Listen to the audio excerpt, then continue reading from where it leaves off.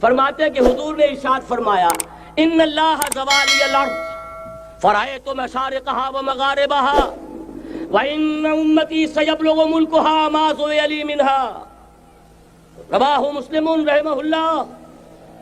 حضور فرماتے ہیں اللہ تعالیٰ نے میرے لیے پوری زمین کو لپیٹ دیا، یہاں تک کہ میں نے اس کے سارے مشرق دیکھ لیے، سارے مغرب دیکھ لیے، اور سن لو مجھ سے، ٹیک اٹ فرام می، میری امت کی حکومت ان تمام علاقوں پر قائم ہو کر رہے گی جو مجھے زمین کو لپیٹ کر اور سکیڑ کر دکھا دیے گئے۔ گلوبل ہوگی کہ نہیں؟ دوسری حدیث سنیے، یہ پھر مسند احمد ابن حنبل کی ہے۔ حضرت مقداد ابن اسود رضی اللہ تعالی عنہ فرماتے ہیں حضور نے فرمایا لا يبقى على ظهر الارض بيت وبر ولا مدر الا ادخله الله كلمة الاسلام بعز عزيز وذل ذليل اما يعزهم الله فيجعلهم من اهلها او يذلهم فيدونون لها۔ یہ ہے حدیث مسند احمد ابن حنبل کی۔ اور حضرت مقداد فرماتے پھر میں نے کہا اچھا تب تو ہو جائے گی وہی بات وَيَكُونَ الدِّينُ كُلُّهُ لِلَّهِ، دین کل کا کل اللہ کے لیے ہو جائے گا۔ حدیث کا ترجمہ یہ ہے کہ حضور نے فرمایا روئے زمین پر نہ کوئی اینٹ گارے کا بنا ہوا گھر رہے گا، نہ کوئی اونٹ کے بالوں کے بنے ہوئے کمبلوں کا خیمہ رہے گا جس میں اللہ تعالیٰ کلمہ اسلام کو داخل نہ کر دے۔ لیکن یہ داخلہ دو طریقے سے ہوگا، بعز عزیز و ذل ذلیل، یا صاحب عزت کے اعزاز کے ساتھ یا کسی مغلوب کی مغلوبیت کے ساتھ، یعنی یا تو اللہ تعالیٰ ان کا اعزاز فرمائے گا اور وہ کلمہ اسلام کے خود قائل ہو جائیں گے۔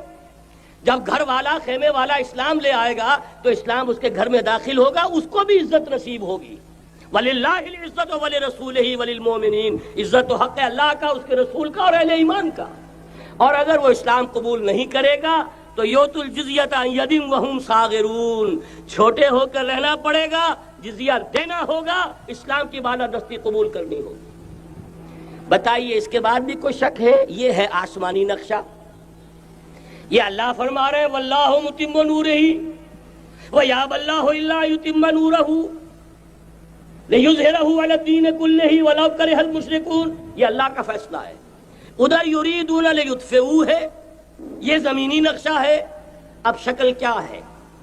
اب میں آپ سے عرض کر دوں کہ ان دونوں کے مابین جو خلا نظر آ رہا ہے، کوئی شخص یقین کے ساتھ نہیں کہہ سکتا کہ اب حالات کا کیا رخ ہوگا، اس لیے کہ ظاہر بات ہے قرآن مجید میں مستقبل کے بارے میں خود حضور سے کہلوایا گیا وَإِنْ أَدْرِي أَقَرِيبٌ أَمْ بَعِيدٌ مَا تُوعَدُونَ۔ لوگوں مجھے معلوم نہیں ہے کہ جس بات کی تمہیں خبر دی جا رہی ہے وہ قریب آ چکا ہے یا دور ہے۔ وَإِنْ أَدْرِي لَعَلَّهُ فِتْنَةٌ لَكُمْ وَمَتَاعٌ إِلَىٰ حِينٍ، اور میں نہیں جانتا، ہو سکتا ہے اللہ کچھ اور مہلت دے دے تمہیں اور کچھ اور آزمائش جو ہے اس کے لیے تمہارے لیے کوئی اور مہلت عطا فرما دے، ہو سکتا ہے۔ تو میں بھی کسی دعوے سے نہیں کہہ رہا، لیکن دو امکانات ہیں۔ امکان نمبر ایک کیا ہے؟ ابھی عالم اسلام کا ایک سالڈ بلاک ہے جو یہودی ورلڈ آرڈر کی نگاہوں میں کھٹک رہا ہے۔ میں کھٹکتا ہوں دل یزداں میں کانٹے کی طرح۔ اگرچہ ان کی اسٹریٹجی کیا ہے؟ ایک ایک کر کے ان کے حصے بکھرے کر کے تیا پانچا کرو۔ ابھی وہ بلاک کون سا ہے؟ ایران ہے، افغانستان ہے، پاکستان ہے، اور روسی ترکستان سے آزاد ہونے والی جو ریاستیں ہیں، یہ ایک سالڈ بلاک ہے۔ یہ عجمی مسلمان عربی نہیں، عربی گئے، یہ نوٹ کر لیجئے، اس لیے کہ عربوں کو اللہ نے فضیلت دی تھی، محمد ان میں سے تھے صلی اللہ علیہ وسلم، یہ رتبہ بلند ملا جن کو مل گیا۔ لیکن ساتھ ہی اللہ نے دھمکی بھی دے دی تھی سورہ محمد میں ان تتولوا یستبدل قوما غیرکم، اگر تم پیٹھ دکھا دو گے اس مشن کو جو ہم نے تمہارے حوالے کیا ہے، تمہیں ہٹائیں گے، کسی اور کو لے آئیں گے۔ اور یہ بات ہو چکی ہے 13ویں صدی عیسوی میں، 1258 میں جب سقوط بغداد ہوا ہے، عربوں کے ہاتھ سے عالم اسلام کی قیادت چھین لی گئی، معزول کر دیے گئے۔ اس کے بعد قیادت کن کے ہاتھوں میں آئی؟ ترکوں کے ہاتھ میں۔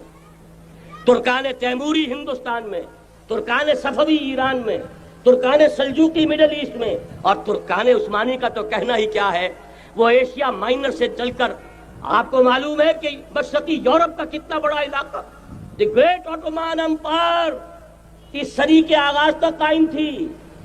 اس صدی میں عجیب عجیب معجزے ہوئے ہیں. گریٹ آٹومان امپائر جو 3 بر اعظموں پر محیط، نام و نشان ختم. The great U S S R, نام و نشان ختم. اب تو روس صاحب ایک ملک کی حیثیت سے رہ گئے. یہ اس صدی میں دو اور وقت نہیں ہے میں اور آپ کو کیا بتاؤں. اس صدی میں تو بڑے بڑے عجیب عجوبے ہوئے ہیں. بڑی بڑی 2 عظیم جنگیں ہو چکی ہیں، تیسری جو ہے سر پر کھڑی ہے، دور نہیں ہے، جس کو حدیث میں کہا گیا ہے الملحمۃ العظمی، تاریخ انسانی کی عظیم ترین جنگ، اور وہی صلیبی جنگ جس کا آغاز بوسنیا سے ہو چکا ہے. بہرحال اس وقت جو میں کہہ رہا تھا، ورنہ میرے پاس تو یعنی یہ کہ درد دل کہنے کے لیے وقت نہیں ہے، مجھے اپنی بات کو محدود کرنا پڑ رہا ہے. لیکن میں اب آ رہا ہوں اصل موضوع کی طرف کہ ایک امکان تو یہ ہے کہ اس بلاک میں اسلام کا احیاء ہو،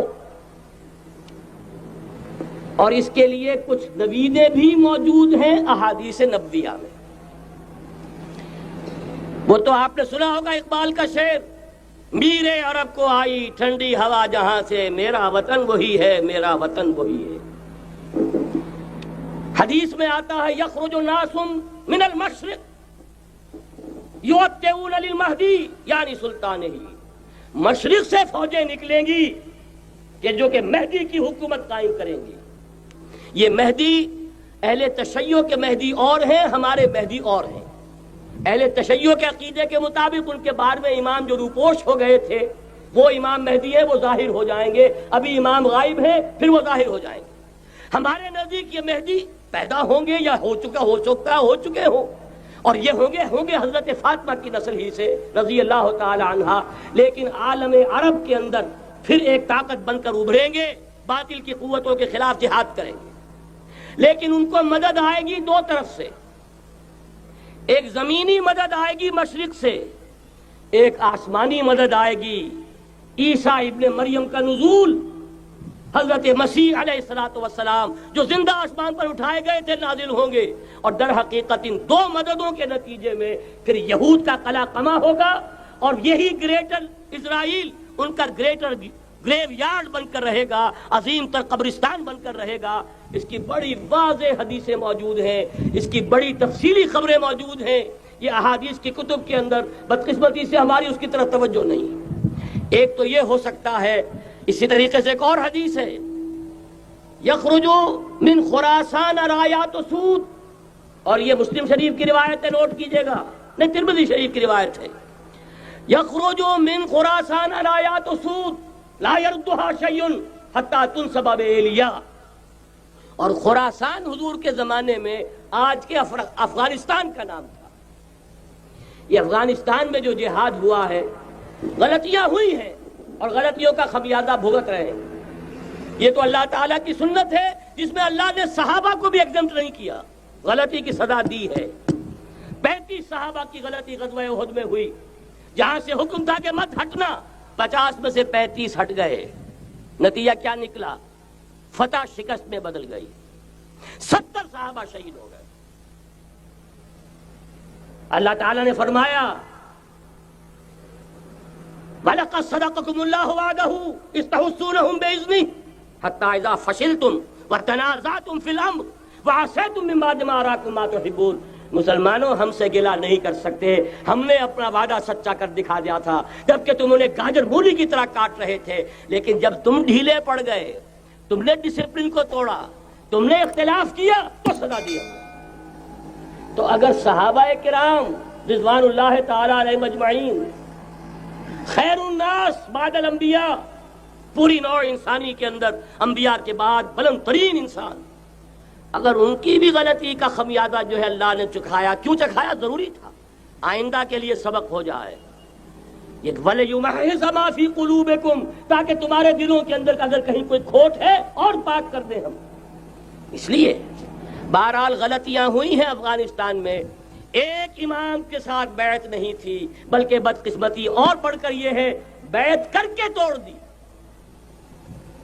عبد الرسول سیاف صاحب کے ہاتھ پر ہمارے پاکستان کے 7 گروپ جو تھے، انہوں نے عین حرم میں بیٹھ کر بیعت کی اور پاکستان آ کر بیعت توڑ دی. سزا اس کی مل رہی ہے. آپس کی خانہ جنگی یوں ہی نہیں ہو رہی ہے، کوئی سبب ہے، لہذا یہ سزا تو ملے گی، لیکن جتنا خون یہاں پر خلوص کے ساتھ دیا گیا ہے اس کی مقدار بھی کم نہیں ہے، یہاں سے خیر برآمد ہوگا۔ اور دوسری بات اپنے بارے میں نوٹ کر لیجئے، یہ پاکستان، بچا کھچا Pakistan, what remains of Pakistan, یہ اصل میں ہے کیا؟ مولانا بہت خوبصورت انداز میں فرما رہے تھے، یہ 313 نہیں تھے، اسلام تھا۔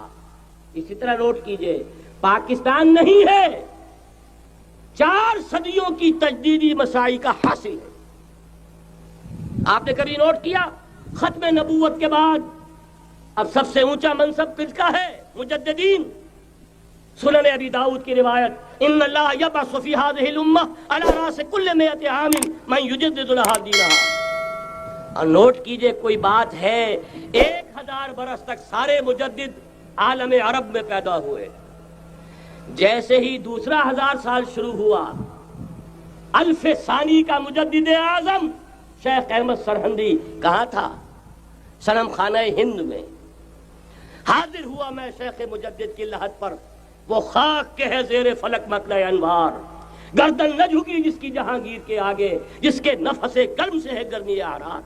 وہ پھر 12ویں صدی کا مجدد اعظم امام الہند شاہ ولی اللہ دہلوی، 13ویں صدی کا مجدد اعظم سید احمد بریلوی، اس کے خون کا امین اور اس کے ساتھ کے شہداء کے خون کا امین، ان کے جسموں کا امین آپ کا خطہ ہزارہ، آپ کا خطہ سوات، اس میں ان کی جانیں ہیں جو دی گئی ہیں۔ اور وہ نہایت میں آپ سے عرض کر دوں، دور صحابہ کے بعد اتنا خالص اسلامی جہاد پوری مسلمان تاریخ میں نہیں ملے گا جتنا وہ تحریک شہیدین کا تھا۔ 14ویں صدی ہجری میں شیخ الہند جیسا مجاہد اعظم کہ انگریز نے گرفتار کر کے قید بھی کیا ہے، تو کہاں؟ ہندوستان میں نہیں، کہاں؟ جزیرہ سائرس، کیا نام تھا؟ مالٹا، جزیرہ مالٹا، بحر روم میں۔ اقبال کے نفس سے ہے لالے کی آگ تیز، ایسے غزل سرا کو چمن سے نکال دو۔ کہیں ہندوستان کی کسی جیل میں ہوا تو شاید اس کے نفس کی گرمی ہی سے کوئی حرارت پیدا ہو جائے۔ اور اسی صدی میں، 14ویں صدی ہجری میں، اقبال جیسا مفکر، اسی 14ویں صدی ہجری میں مودودی جیسا مصنف، اسی 14ویں صدی ہجری میں مولانا الیاس جیسا مبلغ رحمہم اللہ، عظیم شخصیتیں آج پورے عالم اسلام میں آپ کو تبلیغی دوست ملیں گے۔ یہ کہاں سے شروع ہوئی تحریک؟ دہلی کی ایک چھوٹی سی مسجد سے، وہ مسجد بنگلے والی اب تو بڑی عالیشان ہو گئی ہے، جب وہاں شروع ہوا تھا کام، بڑی چھوٹی سی مسجد۔ یہ سارے کام یہاں کیوں ہوئے؟ پورا عالم اسلام آزاد ہوا، کہیں نعرہ اسلام کا نہیں لگا، کہیں عرب قومیت پر، کہیں کسی اور عصبیت پر تحریکیں چلی ہیں، صرف تحریک پاکستان تھی کہ پاکستان کا مطلب کیا؟ لا الہ الا اللہ۔ کوئی سبب ہے کہ یہاں قرارداد مقاصد پاس ہوئی، حاکمیت اللہ کی ہے، کہ اکبر نام لیتا ہے خدا کا اس زمانے میں۔ یہ سارا ماضی سامنے رکھیے اور حضور کی دی ہوئی پیشین گوئیوں کا مستقبل سامنے رکھیے، ان دونوں سے ثابت ہوتا ہے اس خطہ ارضی سے کچھ ہونا ہے۔ اگرچہ بھٹکے ہوئے ہیں، لیکن کبھی بھولی ہوئی منزل بھی یاد آتی ہے راہی کو، اور بھٹکے ہوئے آہو کو پھر سوئے حرم لے چل۔ اس کی ضرورت ہے مسلمان کو، پھر اس کا مقصد یاد دلایا جائے۔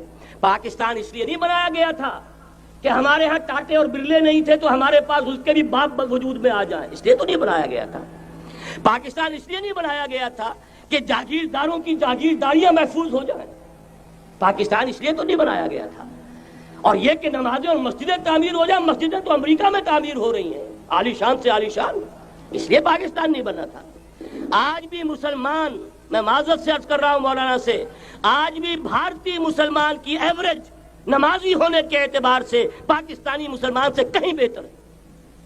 آج بھی برقع نظر آ جائے گا تو ہندوستان میں نظر آ جائے گا۔ میں نے اپنی آنکھوں سے دیکھا چند سال پہلے، جب مکہ مسجد حیدرآباد دکن میں 3 دن مسلسل میری تقریریں ہوئی ہیں، 10,000 مرد اور 5,000 خواتین، اور ان میں سے کوئی بغیر برقعے کے نہیں تھی۔ ایک سیلاب نظر آ رہا تھا برقعوں کا کہ جب جلسہ ختم ہوا ہے، رات کے 12 بجے 3 دن تک متواتر۔ یہاں کہاں نظر آئے گا برقع آپ کو؟ یہاں تو جس کے پاس 2 پیسے ہو گئے اس نے سب سے پہلے برقع اتار کے پھینک دیا۔ معلوم اچھی طرح سمجھ لیجئے یہ چیزیں تو وہاں زیادہ ہیں یہاں کی نسبت، اصل ضرورت تھی کہ یہاں اس نظام کو قائم کیا جائے، وہ نظام عدل اجتماعی، وہ جس میں حریت ہو، جس میں عام آدمی بھی خلیفہ وقت کو ٹوک سکے۔ یہ کرتا کیسے بن گیا؟ ایک خاتون بھی کھڑی ہو کر دامن پکڑ لے، عمر تمہیں کیا حق ہے کہ ہمارے مہر کے اوپر پابندی لگا رہے ہو، جبکہ اللہ نے نہیں لگائی۔ اللہ قرآن میں قنطارہ کا لفظ استعمال کر رہا ہے، ڈھیروں سونا دے دے کوئی شخص اپنی بیوی کو مہر کے اندر، طلاق دیتے وقت اس میں سے کچھ نہیں لے سکتا، آپ کون ہوتے ہیں ہمارے حق کے اوپر پابندی لگانے والے؟ اور عمر نے کہا آج ایک بڑھیا نے وہ اب عمر کو دین سکھایا، آرڈیننس واپس۔ حضرت سعد بن ابی وقاص رضی اللہ تعالی عنہ جو فاتح ایران تھے، وہ گورنر ایسے ہی نہیں بن گئے تھے ریوڑیاں بٹی ہو اور گورنر ہی مل گئی ہو، وہ تو خود فاتح تھے ایران کے، اس لیے گورنر تھے۔ صرف ایک پرچہ پہنچا ہے بارگاہ خلافت میں، حضرت عمر فاروق کے پاس انفارمیشن آئی سعد نے اپنے گھر کے باہر ڈیوڑی بنا لی ہے اور ایک دربان کھڑا کر دیا ہے، حضرت بلال کو بھیجا ہے رقعہ دے کر، اور یہ حکم تھا کہ بلال پہلے تو جاتے ہی ڈیوڑی میں آگ لگا دینا، پھر یہ رقعہ دینا میرا۔ اور رقعے میں لکھا ہوا تھا اے سعد، لوگوں کو ان کی ماں نے آزاد جانا تھا، تم نے انہیں اپنا غلام کب سے بنا لیا ہے؟ یہ دربان کھڑے کر دیے اپنے آگے۔ وہ حریت، وہ مساوات کہ جا رہا ہو خلیفہ وقت اور چارج لینے جا رہا ہے بیت المقدس کا، کوئی ذاتی علاج کے لیے نہیں جا رہا، سیر و سیاحت کے لیے نہیں جا رہا، چارج لینے کے لیے بالکل سرکاری وزٹ ہے، آفیشل وزٹ ہے، اسٹیٹ وزٹ ہے۔ اور حال کیا ہے؟ 700 میل کا فاصلہ طے کرنا اور ایک اونٹنی، کوئی انٹوریج نہیں، کوئی خدم و حشم نہیں، کوئی جمبو جٹ بھرے ہوئے نہیں، کچھ نہیں، ایک اونٹنی ایک خادم۔ اس ایک اونٹنی پر چونکہ راستے کا راشن بھی ہے لہذا 2 آدمی نہیں بیٹھ سکتے، ایک بیٹھ سکتا ہے۔ ایک منزل خلیفہ وقت بیٹھا ہوا ہے اوپر اور خادم نکیل پکڑ کر چل رہا ہے، اگلی منزل خادم اوپر بیٹھا ہے اور خلیفہ وقت عمر عبد الخطاب رضی اللہ تعالی عنہ اور وہ آگے آگے نکیل پکڑ کر چل رہے ہیں۔ یہ نظام چاہیے آج نوع انسانی کو۔ اس کے انتظار میں، اس کی تلاش میں نوع انسانی نے کتنے تجربے کر لیے، کیسی چھلانگیں لگائیں، ملوکیت ختم کی، آسمان سے گرا کھجور میں اٹکا، جمہوریت آئی نام نہاد، لیکن وہ سرمایہ دارانہ نظام بن کر آگے سے بڑھ کر لعنت بن گئی۔ پہلے جاگیردار مسلط تھا، اب سرمایہ دار اور کارخانے دار مسلط ہو گیا۔ اس سے نکلنے کے لیے زور لگایا، کمیونزم کی طرف گئے، چھلانگ لگائی، اب ایک پارٹی ڈکٹیٹر بن کر بیٹھ گئی۔ انسان رست از یک بنتا استاد در بندے دیگر، ایک چیز سے غلامی سے نجات پاتا ہے، دوسری میں پھنس جاتا ہے۔ اور کیوں؟ کہ وہ نظام عدل اجتماعی جو محمد عربی کو دے کر بھیجا گیا تھا، اس کے کسٹوڈین سوئے ہوئے ہیں، اس کے کسٹوڈینز کو اندازہ ہی نہیں۔ یہ نسخہ تو ہمارے پاس تھا، ہمیں عمل کرنا تھا اور دنیا کے سامنے پیش کرنا تھا۔ پاکستان بنایا اس لیے گیا تھا کہ ہم اس کا ایک نمونہ دنیا کے سامنے پیش کریں گے۔ قائد اعظم نے فرمایا تھا کہ ہم یہ چاہتے ہیں کہ پاکستان کی صورت میں عہد حاضر میں اسلام کے اصول حریت و اخوت و مساوات کا ایک نمونہ قائم کر کے دکھائیں۔ کہاں ہے وہ؟ بھٹک گئے، سو گئے۔ بہرحال اب بھی وقت ہے، جب تک سانس تب تک آس۔ میرے عزیز نے تو ڈرایا ہے اور صحیح ڈرایا ہے۔ اللہ تعالیٰ نے 25 برس انتظار کیا تھا، پہلے عذاب کا کوڑا پھر مارا ہماری پیٹھ پر۔ وَلَنُذِيقَنَّهُم مِّنَ الْعَذَابِ الْأَدْنَىٰ دُونَ الْعَذَابِ الْأَكْبَرِ، بڑے عذاب سے پہلے چھوٹا عذاب کا مزہ چکھائیں گے، لَعَلَّهُمْ يَرْجِعُونَ، شاید کہ لوٹ آئیں۔ وہ ہم سے 1000 میل کے فاصلے پر ہوا تھا، اگرچہ 93,000 ہمارا کڑیل جوان، جن میں غالباً 43,000 فوجی اور یہ کہ تقریباً اتنی تعداد میں جو غیر فوجی تھے، وہ اس ہندو کے غلام بنے، قیدی بنے، جن پر 800 برس تک، کہیں 600 برس تک، کہیں 1000 برس تک حکومت کی تھی۔ اتنی بڑی شکست کا کلنک کا ٹیکا ہماری پیٹھ پر پڑا۔ پہلے عذاب کا کوڑا آ گیا تھا، 25 برس ہو گئے تھے قمری حساب سے، نوٹ کر لیجئے، یہ نہ سمجھیے 24.25 برس ہوئے تھے، 24.25 برس قمری حساب سے 25 برس تھے۔ اور اب نوٹ کر لیجئے اگلے 25 برس کے پورے ہونے میں اگلے رمضان کی 27 تاریخ تک صرف مہلت ہے، نصف صدی پوری ہوا چاہتی ہے۔ کوئی عجب نہیں، اور عذاب الادنا کے بعد ہم جاگے نہیں، ہوش میں نہیں آئے، کوئی عجب نہیں کہ بڑے عذاب کا کوڑا ہماری پیٹھوں پر برس جائے۔ لیکن مجھے یہ یقین ہے، نوٹ کر لیجئے، اگر یہ دوسرا امکان ہو گیا، خدا نہ خواستہ اللہ کے عذاب کا کوڑا ہماری پیٹھ پر برسا، مجھے یقین ہے اللہ ہندوؤں کو مسلمان بننے کی توفیق دے گا، لیکن اسلام کا بول بالا اسی خطے سے ہوگا۔ تاریخ میں یہ ہو چکا ہے آیا فتنہ تاتار کے افسانے سے، پاسباں مل گئے کعبے کو صنم خانے سے، تاتاریوں کے ہاتھوں کروڑوں مسلمان قتل ہوئے، لیکن اسلام نے تاتاریوں کو فتح کر لیا، اور پھر اسلام کا مسلمانوں کا دوسرا دور عروج انہی تاتاریوں کی مختلف شاخوں کے تحت ہوا۔ وہ تاتاری ہی تو تھے، وہ سارے ہورس، ٹرکش ہورس، ترکان تیموری، ترکان سبوی، ترکان سلجوقی، ترکان عثمانی، وہی تو سٹاک تو وہی ہے آیا فتنہ تاتار کے افسانے سے، پاسباں مل گئے کعبے کو صنم خانے سے، اس لیے کہ حضور نے فرمایا مشرق سے ہوگا، یہاں سے فوجیں چلیں گی، تو کوئی عجب نہیں۔ بہرحال یہ دو امکانات ہیں، لیکن اس کا فیصلہ تیرے ہاتھوں میں ہے، دل یا بدن، سیدھی بات۔ اگر تو اب بھی ہم ٹھیک ہو جائیں، جاگ جائیں، ہوش میں آ جائیں، قوم یونس کی طرح توبہ کر لیں، تو بغیر عذاب کے کوڑے کے رحمت خداوندی ہم پر سایہ کرے گی۔ اگر ہم نہ جاگے تو وہ عذاب کا کوڑا آئے گا۔ یہ نہیں میں کہہ سکتا ان ادری قریب بعید ما توعدون، یہ میں نہیں کہہ سکتا، یقین کے ساتھ جانتا ہوں کہ آئے گا، لیکن یہ کہ اس کے بعد بھی یہیں سے بول بالا ہوگا۔ اگر ہمارے ذریعے نہیں تو ان کے ذریعے سے جو ہمیں شکست دے کر پھر اسلام قبول کر لیں گے۔ عالمی نظام خلافت دنیا کی تقدیر مبرم ہے، ہو کر رہے گی، اس میں کسی صاحب ایمان کو کوئی شک، کوئی شبہ، کوئی ریب نہیں ہونا چاہیے۔ البتہ اس کا اب دوسرا پہلو کیا ہے، اس کا آغاز کہاں سے ہوگا؟ پہلی بات تو یہ، ہمارے بعض لوگوں کے ذہنوں میں، سادہ دل لوگ، وہ سمجھتے ہیں کہ پوری دنیا میں ایک ہی دفعہ آ جانی چاہیے۔ یہ کوئی علاقائی خلافت تو نہیں ہو سکتی، خلافت تو عالمی ہوتی ہے۔ ان سے میں کہتا ہوں عالمی خلافت کب تھی جناب؟ یہ تو نہ خلافت راشدہ میں عالمی تھی، کیا ہندوستان شامل تھا اس میں؟ کیا چین شامل تھا؟ کیا یورپ شامل تھا؟ اور پھر جو خلافت کے نام سے جو ملوکیت چلی ہے، وہ بھی صرف آپ دور بنو امیہ میں کہہ سکتے ہیں کہ وہ پورا عالم اسلام کم سے کم اس کے تحت تھا۔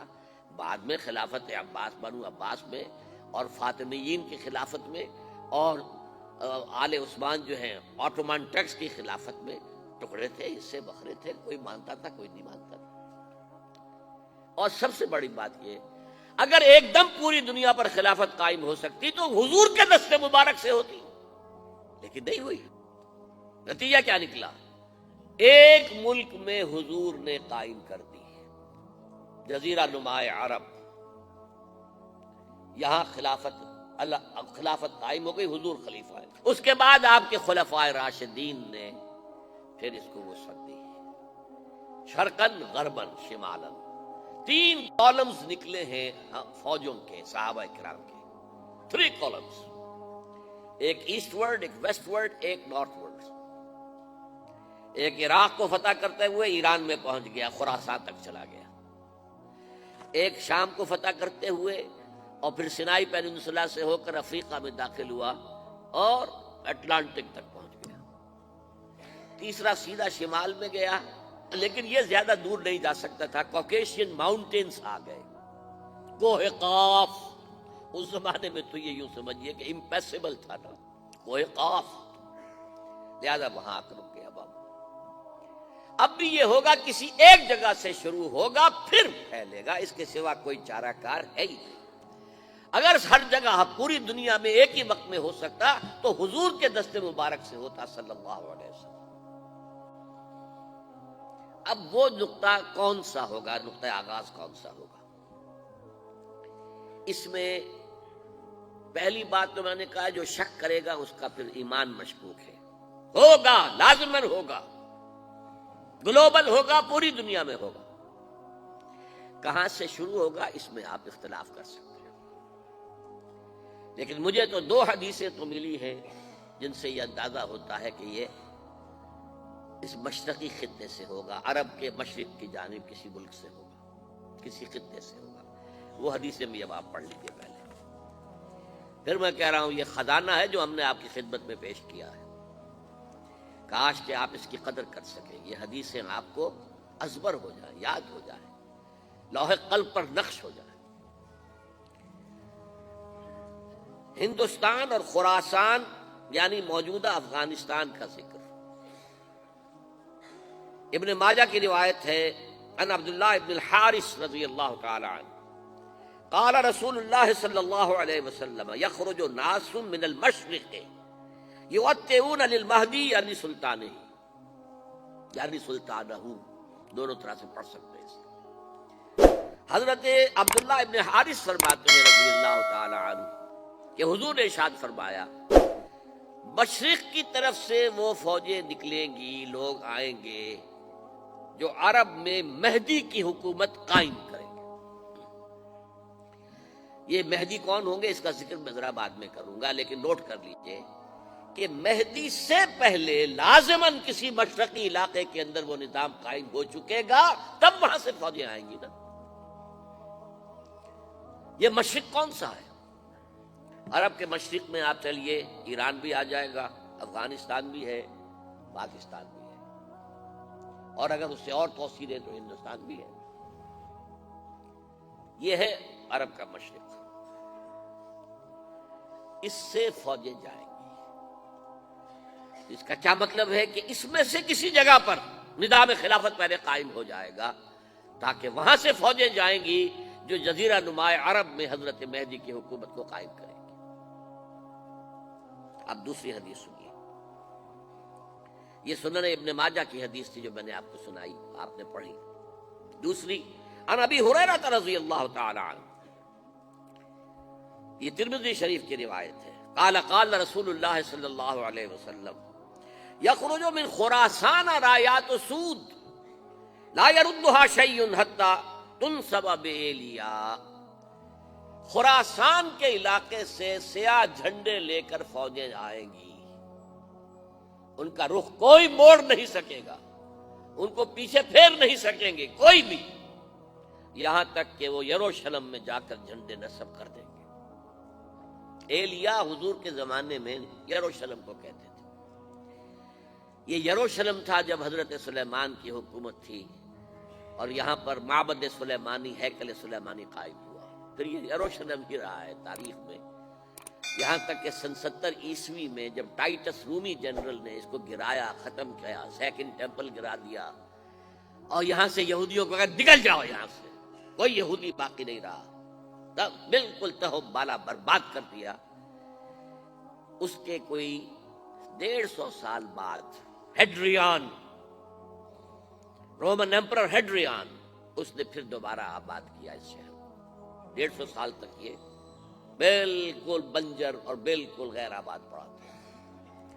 اب ہیڈریان نے جب آباد کیا تو اس کا نام ایلیا رکھا، اب یروشلم نام نہیں تھا۔ تو حضور کے زمانے میں پھر اس کا نام ایلیا تھا، اور اب اس سے کیا معلوم ہو رہا ہے کہ یہ یروشلم مسلمانوں کے قبضے سے اس وقت نکلا ہوا ہوگا، ایک دفعہ پہلے نکلا تھا، سن 1099 عیسوی میں مسلمانوں کے ہاتھ سے نکلا، کروسیڈرز عیسائیوں نے آ کر اس کو قبضے میں کیا، لاکھوں مسلمانوں کو مارا، قتل کیا۔ اس کو 1187 عیسوی میں واپس لیا ہے، کس نے لیا ہے؟ صلاح الدین ایوبی کرد۔ عرب کھوکھلے ہو چکے تھے، عربوں نے کھویا، واپس نہیں لے سکے، بہت حکومت کر چکے تھے، 400-500 برس کی حکومت کر کے، اور ان کے عیش اور ان کے آرام، اب ان میں جان نہیں تھی کہ وہ واپس لے سکے۔ واپس لینے والا گرم کرد خون تھا، صلاح الدین ایوبی۔ تو گویا کہ اب آپ سمجھئے کہ 88 برس تک عیسائیوں کا قبضہ رہا یروشلم پر۔ اب 1967 میں یہودیوں نے قبضہ کیا ہے، اور اب 38 برس تو ہو گئے، 88 نہیں تو 38 برس تو ہو گئے ہیں، لیکن وہ دور آئے گا کہ اب پھر لیں گے، لینے والے عرب بھی نہیں ہوں گے، خراسان کے علاقے سے فوجیں آئیں گی۔ یہ خراسان کیا تھا؟ ایلیا تو میں نے آپ کو بتا دیا، یروشلم کا نام ہے۔ خراسان اس زمانے میں ایک بہت بڑے ملک کو کہتے تھے، کچھ حصہ پاکستان کا بھی اس میں شامل ہے، کچھ حصہ ایران کا بھی ہے۔ ایران کے اس حصے کو اب بھی خراسان کہتے ہیں، وہ ایک صوبہ ہے۔ خراسان ایک صوبہ ہے ایران کا، چھوٹا سا۔ پاکستان میں خاص طور پر یہ جو علاقہ مالاکنڈ ایجنسی کہلاتی ہے، اس سے اوپر جتنا علاقہ ہے، اور یہ جو واخان کی ایک پٹی آتی ہے اوپر، واخان افغانستان کی ایک پٹی سی دم سی چلی آتی ہے جو جا کر چائنا کی سرحد سے مل جاتی ہے، یہاں سے لے کے یہاں تک یہ جو مالاکنڈ کا وہ درہ ہے اور پہاڑ ہے، یہ بھی خراسان کا حصہ ہے۔ باقی تقریباً 2/3 آف افغانستان ساؤدرن حصہ نہیں ہے خراسان کا حصہ، یہ سیستان کہلاتا تھا، یہ خراسان نہیں ہے۔ لیکن یہ کہ اوپر کا 2/3 آف افغانستان اور اس کے ساتھ یہ جو عرب جو اب یہ ترک ممالک آزاد ہوئے ہیں سوویت یونین کی ڈسولوشن کے ساتھ، یہ سارا علاقہ کہلاتا ہے خراسان بزرگ، دی گریٹ خراسان۔ اب نوٹ کر لیجئے، یہ کتابیں اگر آپ پڑھنا چاہیں تو کتاب الملاحم میں پڑھیے۔ بدترین عذاب عربوں پر آیا کھڑا ہے، سروں پر تنا ہوا ہے، بدترین۔ ایسی جنگ ہونی ہے الملحمۃ العظمیٰ، جس کو کہ میں بھی آپ کے گواہی پیش کر دوں گا، جسے کہا گیا ہے دی لاسٹ کروسیڈ۔ بش نے بھی کروسیڈ کا لفظ بول دیا تھا، پھر واپس لیا اس نے۔ نکل جاتی ہے جس کے منہ سے سچی بات مستی میں، فقیہ مصلحت بین سے وہ رندے بادہ خار اچھا، کروسیڈ کہہ کر پھر واپس لیا۔ یہ کروسیڈ، اس کے اوپر جس قدر نقصان ہونا ہے عربوں کا، گریٹر اسرائیل بنے گا، یہ عراق، شام، اردن، سعودی عرب کا کچھ شمالی علاقہ، ترکی کا جنوبی علاقہ، مصر کا صحرائے سینا، اور اس کے ساتھ ہی جو بہترین اس کا زرخیز ترین علاقہ ڈیلٹا آف نائل، یہ سب یہودیوں کے قبضے میں جائے گا۔ اس کو حدیث میں کہا گیا الملحمۃ العظمیٰ۔ عیسائی 80 علم لے کر اے مسلمانوں تم پر حملہ آور ہوں گے، اور ہر علم کے نیچے 12,000 فوج ہوگی، 9.5 لاکھ فوج۔ یہ نیٹو کی تیاری کس کے لیے ہو رہی ہے؟ جب USSR کا خاتمہ ہوا تو پوچھا گیا تھا نیٹو چیف سے، اب کس لیے؟ تمہارا وہ دشمن تو ختم ہو گیا، اب ہمیں اسلامک فنڈامنٹلزم سے نمٹنا ہے۔ وہ جانتے ہیں خطرہ یہی ہے، اب اسلام ابھر سکتا ہے، مسلمانوں کے سینوں کے اندر وہ آگ ہے، اوپر خاکستر آ گیا ہے، تمہیں اٹھانا بیٹھنا، یہ اندر تو انگارہ ہے، اوپر سے راکھ ہے، اس سے دھوکہ نہ کھا جانا ان کے دلوں کے اندر۔ اور بش نے کہا تھا مسلمان چاہتے ہیں کہ ہسپانیہ سے لے کر انڈونیشیا تک نظام خلافت قائم کریں، اب میں حیران ہوا تھا کہ اس کمبخت کو ہسپانیہ کا خیال کیسے آ گیا؟ ہمیں تو کبھی آتا ہی نہیں، اب ہم تو بھول گئے، وہ تو 500 برس پرانی بات ہے جبکہ وہاں سے ہمیں نکال دیا گیا تھا۔ اگرچہ اقبال نے کہا تھا ہے ارض فلسطین پہ یہودی کا اگر حق، ہسپانیہ پر حق نہیں کیوں اہل عرب کا؟ ہسپانیہ میں تو 800 سال حکومت کی مسلمانوں نے، اور ابھی 500 برس ہی گزرے ہیں نا۔ یہودی تو ارض مقدس سے 2000 سال نکالے گئے، انہیں نہ کیا بات کیا گیا، عربوں کے سینے میں خنجر پھونک دیا گیا۔ وہ چھوٹا سا ملک جو چاہتا کرتا، کوئی پوچھنے والا نہیں۔ امریکہ جیسے اپنے بیٹے کی حفاظت کرے ویسے کرتا اس کی۔ اور حضور نے فرمایا ہے وہ جنگ جب ہوگی تو ایک باپ کے اگر 100 بیٹے ہوں گے تو 99 ختم ہو جائیں گے، ایک بچے گا۔ یہ حدیث ہے، حدیث ہے صحیح۔ اور آپ نے فرمایا ویل للعرب من شر قد اقترب، عربوں کے لیے ہلاکت ہے، عربوں کے لیے بربادی ہے اس شر سے جو قریب آ چکی ہے۔ اور آج جس طرح انہوں نے ان کی تہذیب کو اختیار کر لیا ہے، دبئی جا کر دیکھیے، بدترین مغربی معاشرہ جو ہے وہ دبئی کے اندر ہم نے قائم کر کے دکھا دیا۔ اب سعودی عرب اس راستے پر بڑھ رہا ہے۔ اور اس کے بعد نمبر 2 پر جو ہے ہم پاکستانی ہیں، لیکن میں اس کے وہ پہلی بات جو کہہ رہا ہوں وہ تو یقینی ہے، اس میں تو احادیث صحیحہ موجود ہے، اگرچہ اس کے بعد پانسا پلٹے گا، پھر حضرت مہدی کا ظہور ہوگا، حضرت عیسیٰ کا نزول ہوگا، اور وہ گریٹر اسرائیل گریٹر گریو یارڈ بنے گا یہودیوں کا، ایک ایک یہودی قتل ہوگا۔